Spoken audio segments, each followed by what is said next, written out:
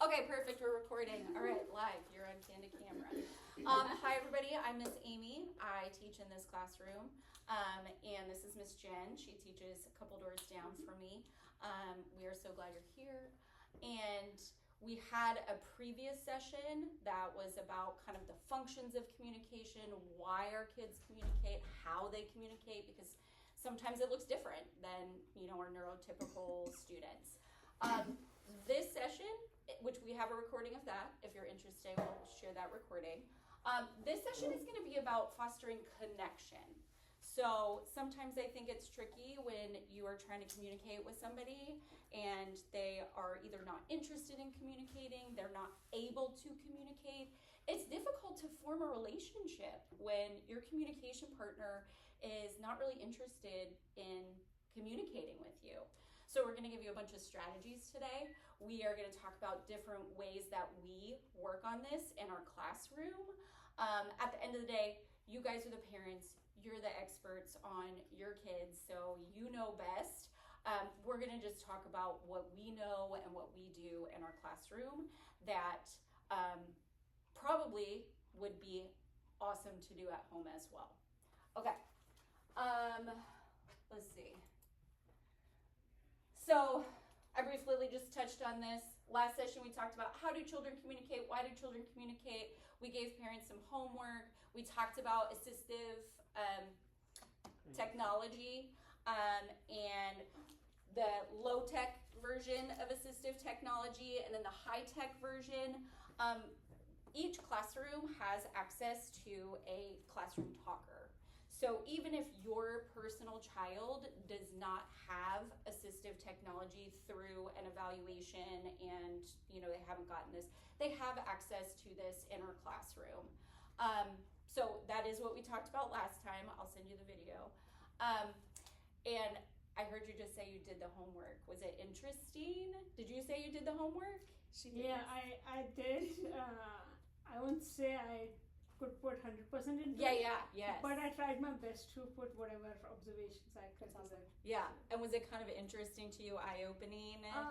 I think it's good to have these kinds of exercises once in a while because sometimes you get caught up in your daily routines and you really don't think that hard. Sometimes it gets ignored. Right. So it's good to go through these exercises. To really pay attention. Yeah, so it was good. So we gave homework last time where there was a sheet that you could fill out about how your children are communicating, whether it's like grabbing your hand or whether they're flopped on the floor crying, screaming. All of that is communication.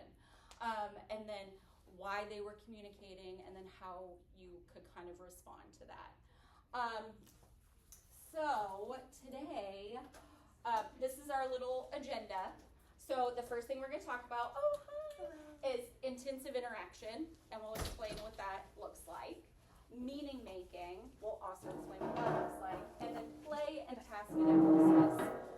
Basically, these top two are really about developing a relationship with the child, student. Yes, your communication partner before you really start placing a lot of demands. So when we look at play and task analysis, that actually is a lot of work. There are a lot of steps to, put the car down the ramp, build this thing, do this. And sometimes our learners aren't really interested in that. We want to take the wheels and spin and, look at things in a different way, and that's fine. So we need to build the relationship before we start saying, hey, we're going to play with the car this way. So we're going to talk today mostly about the relationship building part, and then also we gave you some handouts for the task analysis so you can have some visuals. These are, ways that you can show your kid how to play. All right, do you guys have any questions to start off? No? Okay.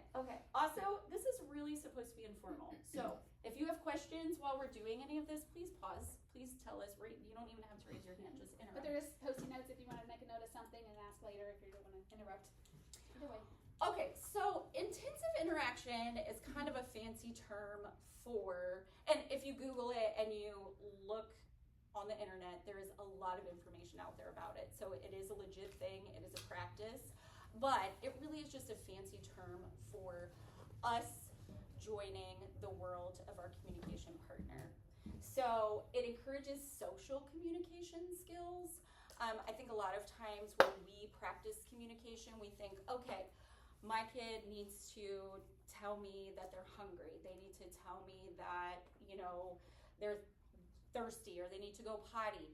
This really is a lot more about play and developing the joint attention, meaning both partners are involved in the relationship. I think a lot of times when we communicate with a non-speaking individual, it feels really one-sided, right? The conversation is you asking a lot of questions, you saying to your kid, hey, do you like cows, or do you like, or narrating what they're doing.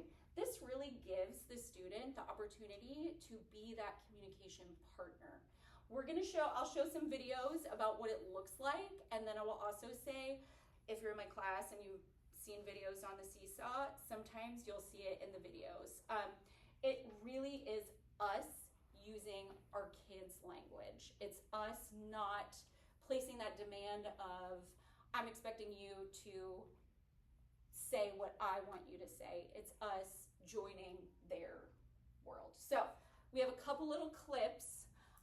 This is a brilliant speech language pathologist in the UK. We have some links at the end, so if you're interested in any of her videos. So I cut some things out of this video because it's like her walking her dog. But this is just kind of a brief.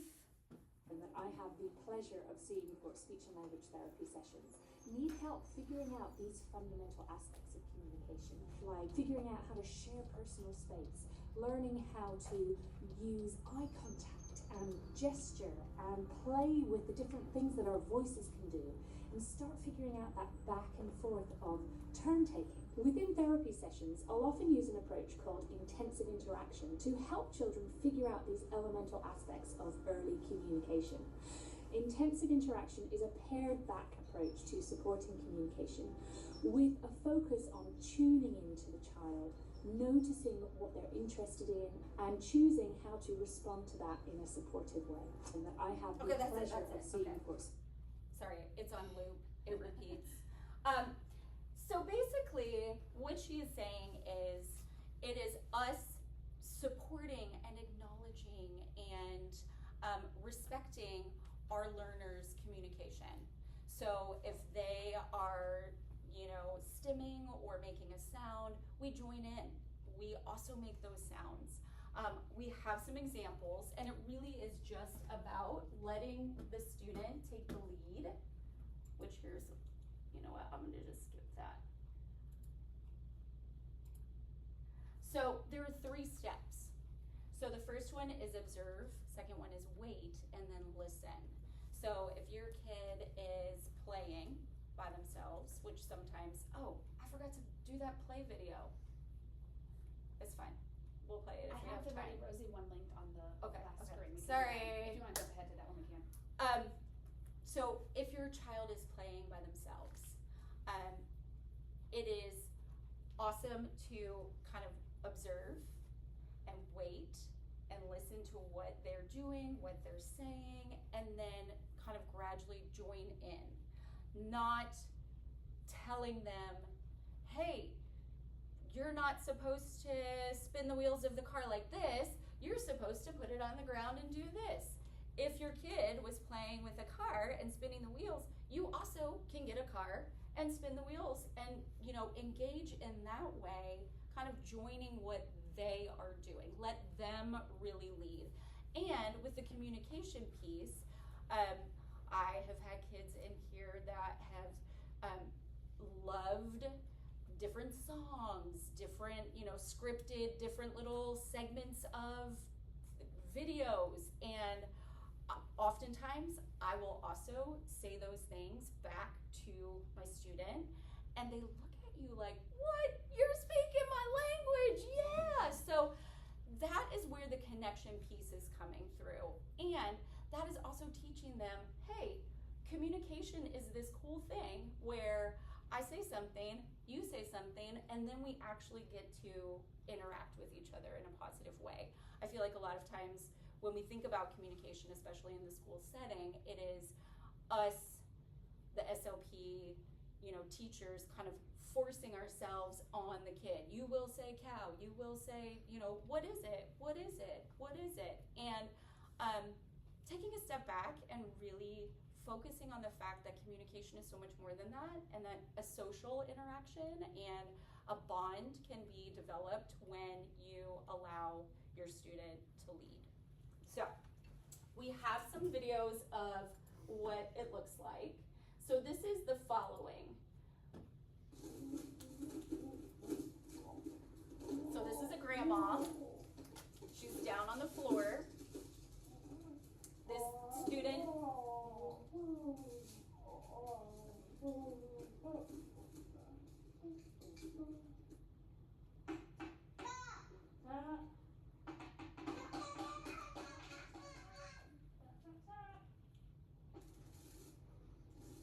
So even just like the pace of her finger, if you watch, she stops when he stops.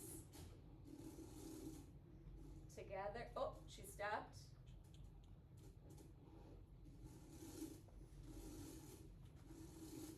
And not putting any pressure in that moment for the student to have to say anything, Nobody is putting pressure on the student to say, oh, you need to say, cool, wow, this is exciting. There are times and places for that, of course. We always want to expose our students to all the vocabulary. The mom with the ball could have been, working on the colors of the balls or counting 1, 2, 3. But really intentionally taking some time and setting aside time to let your communication partner lead the whole thing really helps develop that relationship. For us in the classroom, we have to have that relationship and that bond before we even start placing any sort of demands. Our students, when they walk in, if we automatically say, hi, nice to meet you, please sit here, we're gonna do work, and now, you have to do this, you have to do that, there's no way. There's no way. So we spend a lot of time and a lot of, our day, even now, 3 months into school, I spend a lot of time just hanging out with my kids, and I will say the difference that it makes and the language that has come out of my students just based on the fact that they feel heard, they feel respected, they understand that we are acknowledging each other and communicating with each other.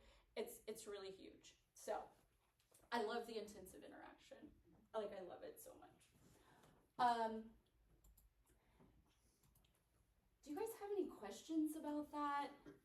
No? Is that something that you do? I think unintentionally. Unintentionally? I am always just repeating a lecture and so, Yeah. I mean, honestly, it's a habit. It's just some of the That's noises are cute. So Yeah. a lot of times, just to get her to interact with me, I'll Yes. make her noises or I'll copy her, Awesome. and then usually she rolls her eyes at me. She's Uh-huh. like, "Mom." Yeah, yes.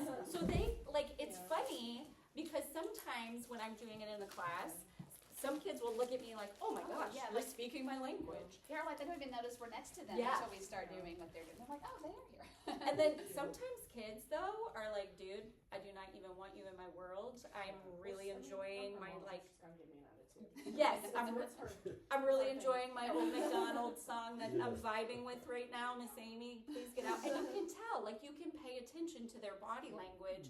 If I am engaging in the intensive interaction and I have a student that backs up from me, puts their hand out nope, Mhm. I turn it off. That's not the time that I'm going to push and try and connect and all of that. So just really letting them guide. But I will say it is life-changing for the relationship that I have built with these students because they feel so seen. They feel so valued.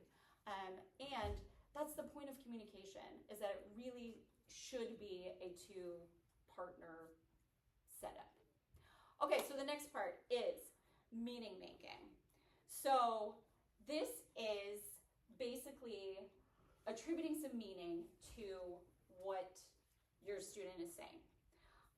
Because sometimes it's really random, right? Sometimes we're singing Old MacDonald E-I-E-I-O. Yeah.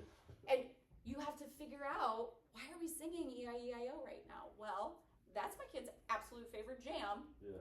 He He is so happy right now. I'm going to sing E-I-E-I-O, and we're both going to be happy. And I can say to him, you're so happy. Yeah. I can help him communicate, yeah, I'm happy. If your student has a device, there are all kinds of ways to do meaning making with a device. We do it in here all day.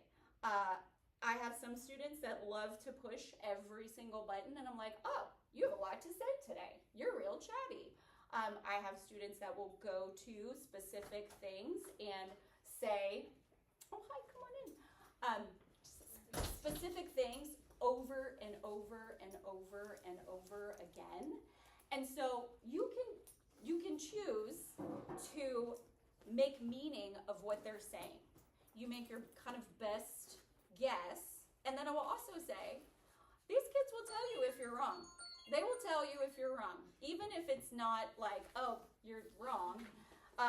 If you guess, oh, you wanted to have some chips, and you get the chips out, and they're like, no. So, but it's our job to get curious and try to make some meaning, and that portion we can ascribe some language to. So I have a great video that I'm going to show you of a mom and a daughter in the car. The daughter is sitting in the back seat. She has a talker, and I think it's the cutest video ever, and it reminds me really of what we do in our classroom all day. Like, you just kind of fill in the blanks. And I'm sure it's something that y'all do as well. Green, I know we're going through a toll. Green, keep going. Play. Are you gonna play Play-Doh? Yeah, we got Play-Doh at the house. When we go home, we'll get lunch and we'll do Play-Doh, okay? Sound good? Find? You want a jungle gym? I don't know. I'm gonna ask Auntie Margie if she has a jungle gym. So the girl in the back seat didn't really say all that much, right?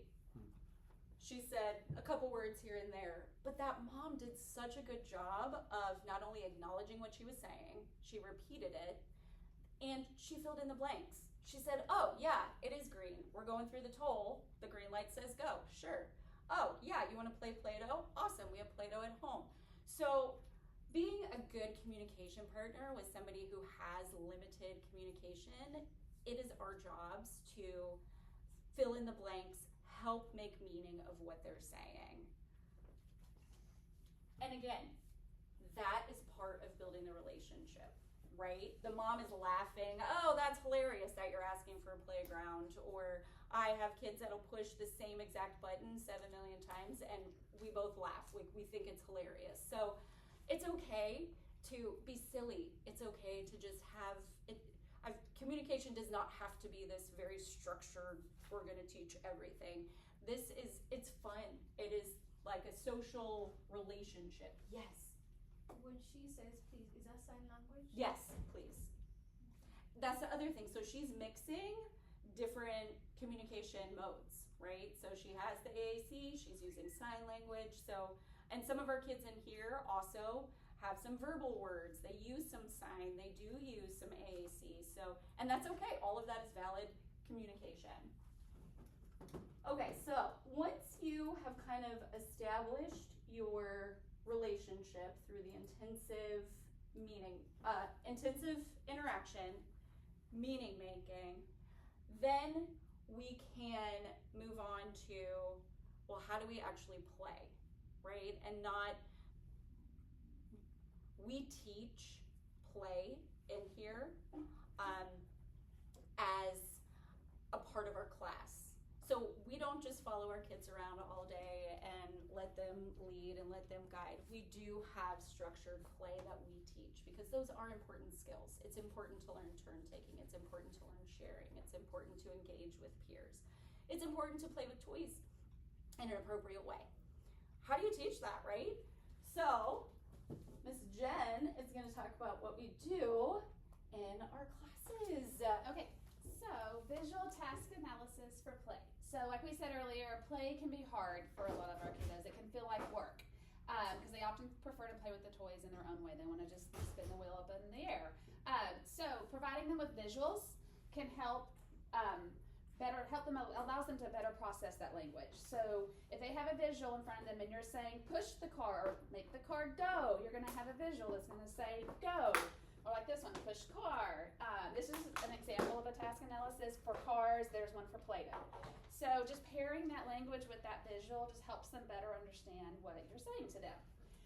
It also assists with the recall of actions. So if they heard you say it before and you're saying it again, they're like, oh, I remember that. And they have that visual to match up with that.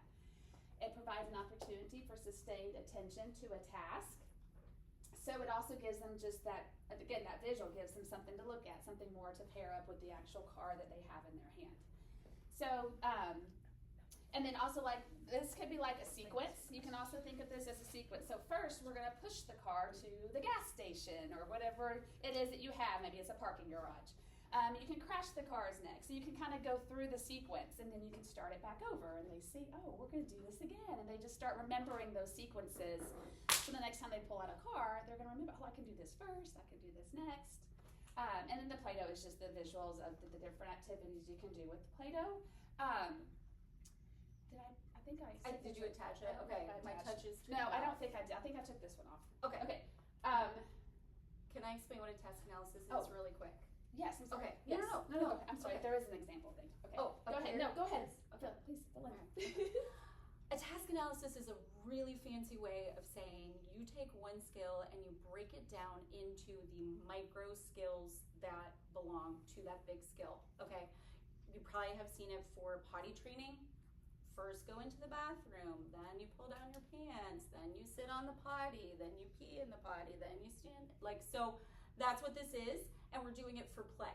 So that way, our students who might not really understand if we say, okay, let's go play with cars, and their idea of playing with cars might be very different from what is expected. So we give them cues. We've broken down what does playing with cars look like. Task analysis are amazing. You can use them for every single thing in your day. It's also known as a visual schedule. So if you have kids that struggle with getting up and getting ready for school in the morning, you can make the visual task analysis that says, I'm gonna wake up, I'm gonna brush my teeth, I'm gonna get dressed. But that's real, it's the fancy word basically for schedule. But it's so helpful to have that visual and then also to have it paired with the language. So the kids are not only just hearing you say, push the car, you can show, oh, this is what it looks like, and then the next time they go to play cars, oh, maybe I'll remember. Okay, in your folders, Oh, you put there, it I in- was just gonna show, but hold on a second. In your folders on the table, if you would like, there are some examples of some different task analysis. There's some for playing with dot paints, another one for cars, on the side with the blue pictures. And then I also made for you if you don't mind, I'll borrow this, a choice board. Just another handout. yes. So you can cut these out. What do you want to play with today? They can pick on there and show you which one they want to play with. We just wanted to give y'all some resources to turn to, so you don't feel like you have to go and create You do not have to create everything. You do not. if you choose to go out and laminate these on your own, if they last longer, great. Yes. But there was just some different examples for you to look through in there. If you don't choose to take them, that is totally fine. We can always use them here too. Yeah. So yes, just lots of options there. But each folder is the same, so they all have the same things in there. But let's say you don't have time to go through, cut these up, get these prepared and ready. I was going to show you, or if you can't find one to fit a play sequence or a play activity that is your child's favorite.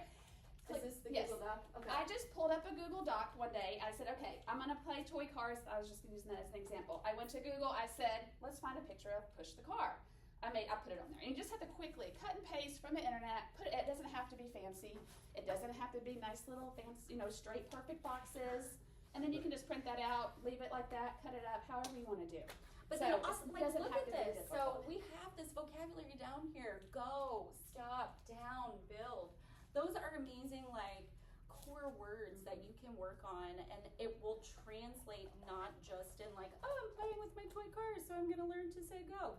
That's a core word that will, you know, be applicable throughout their learning and throughout their day.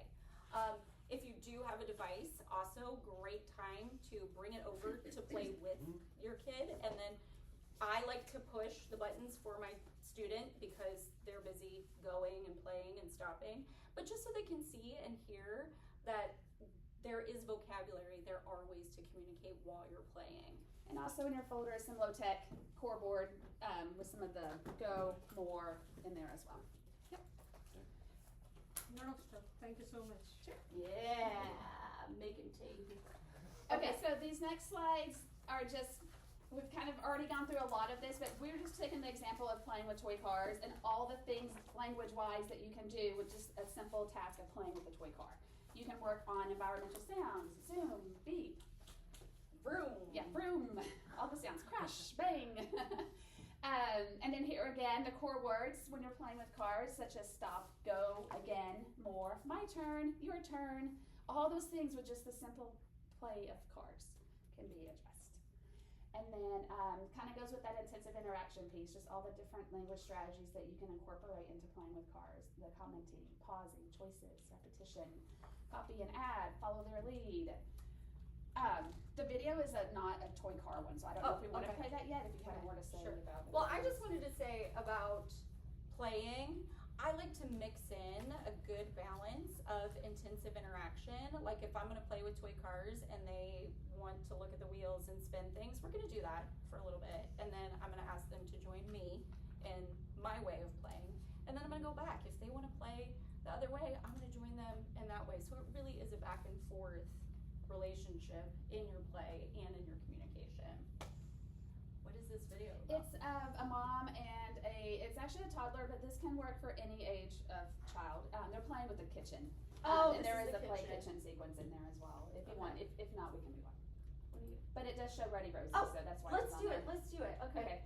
I don't know how to go back. Okay, so on your table is a page of the links. We do have them. I mean, we can send you the live link if you need them. But all the things that we're going to show you at the end are on this. So this first one is Ready Rosie, which everyone has access to. If you don't remember, you should have gotten a thing through Seesaw that shows you how to connect. I think I checked my class was all connected, but this is a video from there, so you can kind of see what that And our provides for you. assistant principal sends one home weekly with just different skills as well too. Yeah, So but if you look can at access them on Friday your own. newsletter, you'll Yeah. see the Oh, I know I'm on the radio. video. Is it not on there? coming up. No. I'll click in the middle, like just any. No. It was Sorry. in there, sorry. No, that's okay. But wait, didn't you have a different video? I think I took that one out because it Oh. didn't go with that. Well, let's go back and watch the very first video that we were Okay. supposed to watch at the very beginning. Hi, welcome to our training class. We're gonna go back to the beginning and watch the very first video that we were supposed to watch before we even started talking about anything. You want these? Marcus is very loving and very affectionate. We were blessed with him, and he is on the autism spectrum. I'm Renee Dunn. Marcus, look. I'm Marcus's grandmother. Look. Car. We have a car. He likes playing by himself, and whenever you would sit down with him, he would kind of move away. It's not the game. And he is getting very, very frustrated not being able to communicate. His grandmother watches him while his parents work. When I first started working with Marcus, he was not talking, not saying any words. He had lots of babbling. He wasn't very interested in playing with others. I'm Jenny Sharpless. I'm a speech language pathologist here at the Kennedy Krieger Center for Autism and Related Disorders. The number one strategy we're going to work on today is just tuning in to what he's interested in and imitating him. So show me how you normally play at home. Okay, well, the first thing we would do is we would take them out. Now, if he didn't immediately take something, then I'd give him something. There you go. Very good, Marcus.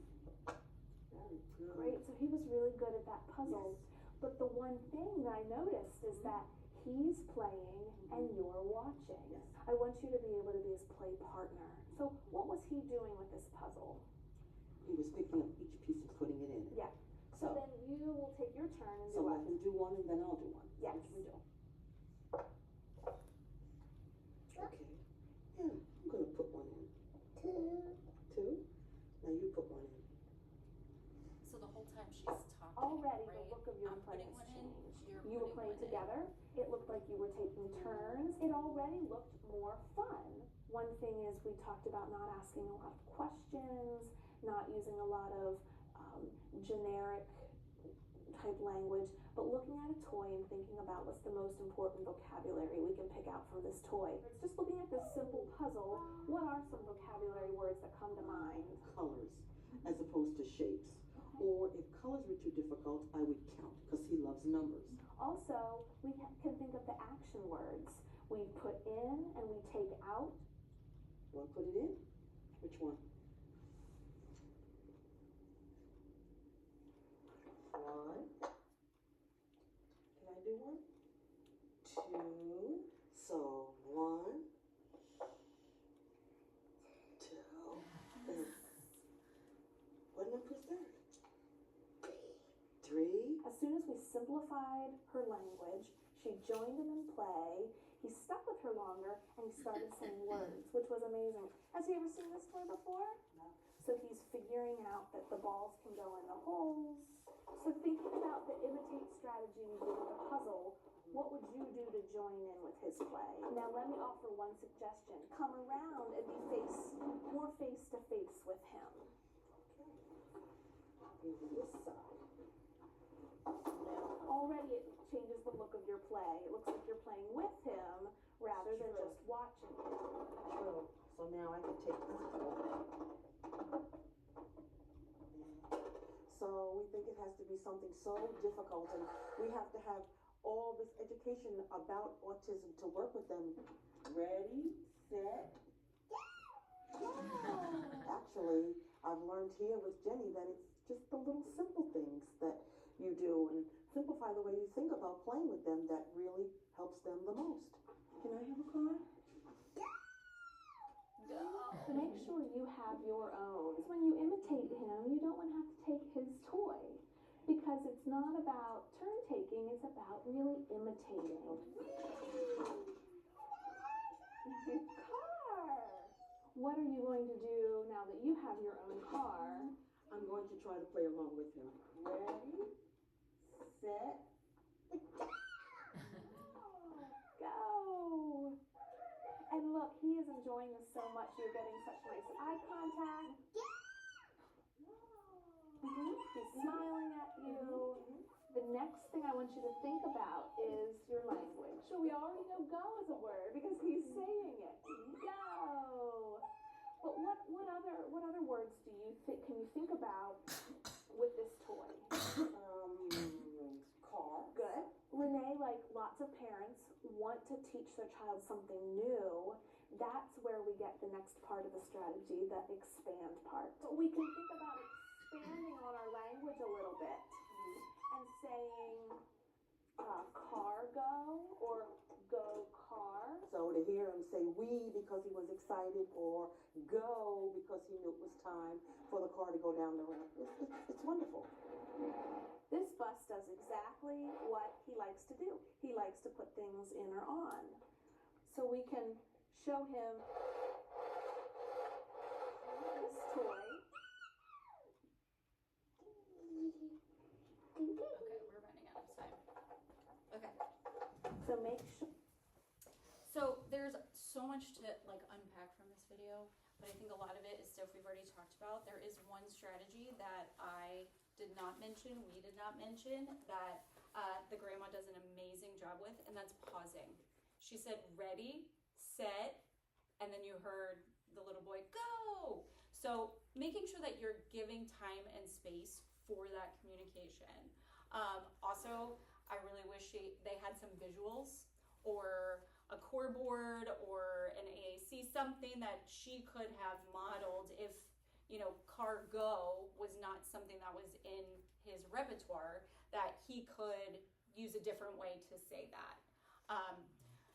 But yes, you could tell the moment that, you know, she came and sat on the other side of him and they were playing together instead of him playing and grandma watching, the opportunity for communication is so much greater when you get into a spot like that.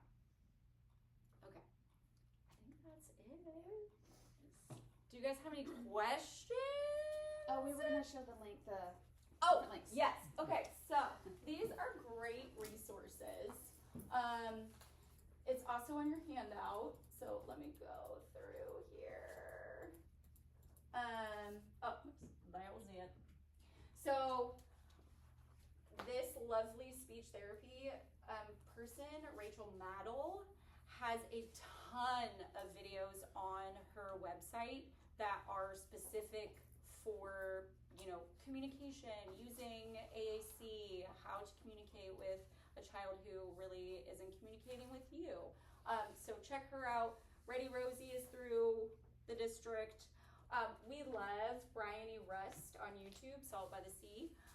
She was that British lady that we heard talking about the intensive interaction. She talks a lot about communication and relationship building. And then also, Teachers Pay Teachers is a great resource for pre-made materials. So if you think to yourself, man, I really need to make that potty visual schedule, I really need to make, you know, you can make it yourself. Or you can Google up on Teachers Pay Teachers and look and see if somebody already made it. They have a ton of free stuff. Folders was free on Teachers Pay Teachers. Free so stuff. it's So there. take a look. There's all kinds of other information out there. But yeah, thanks so much for coming today, guys. Thank you. Yeah. We love your kids so much. So much. They Take more are cookies. amazing. They are hilarious. Yeah. Oh, thank you. Thank you so much. Thank you for I learn gracing us. something every time. Oh, the Ready Rosie. The Ready Rosie is in Seesaw. Yeah. Because it was cute. Oh, the Ready Anyways, Rosie. I know, I guess I accidentally deleted it off. Maybe you could. I've seen But, some already. Yeah, and Kelly's here says, but you can go and you can just Google, or a search in there, a search engine, you can just type in what topic you want to look for. And it's broken up by age, but don't let the infant ones scare you away, because There's even all the kinds. older ones, any of those are great, can be applied to any age. All It's kinds just that's of the subject or the student in the video. So yeah. All right, y'all. Thank you so Of much. course. Yeah. Yeah, of Well, course. and if you guys ever have any questions, reach out. Jen If and you I are have, always and we here. have a lot of extra visuals, so if you, like Grandma, if y'all want to take an extra one, Yeah, take or one. whoever, and you Sure. have more than one Yeah. place for the kids, yeah, if you want to have a separate Yeah. one, go for it, because For sure. they're there, they're already made. Yeah. Thank you so much. Yeah. Thank you. Of course. Yep. And if you didn't sign in, if you please sign in over here, just so we can keep up with how many are Oh, let me joining. turn off for Oh, yes. video recording. I'm so